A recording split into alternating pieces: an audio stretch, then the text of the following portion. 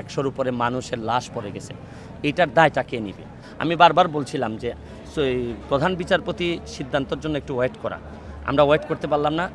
কোটা যারা আন্দোলন করছেন সংস্কারের, তারা সংস্কারের চেয়ে আমার কাছে মনে হয় বেশি পাইছেন, যতটুকু চাইছিলেন তার চেয়ে বেশি পাইছেন। কিন্তু সমস্যা হচ্ছে এর মধ্যে তো অলরেডি কয়েকশো, ধরেন 100-র উপরে মানুষের লাশ পড়ে গেছে, এটার দায়টা কে নিবে?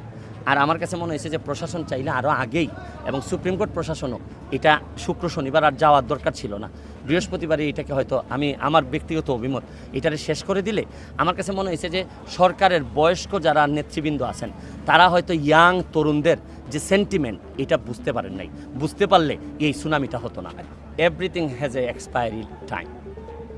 কিছু কিছু সময় আমার কাছে মনে হয় যে এক্সপায়ার্ড হয়ে যায়, বা মানুষের তো রিটায়ারমেন্টের একটা সময় হয়, তো কিছু কিছু আমার কাছে মনে হয় যে তারা হয়তো রিটায়ারমেন্টের কয়েকজন যারা আছেন তারা হয়তো আসলে এখন আর ঠিক মতো অ্যাড্রেস করতে পারতেছেন না প্রবলেম।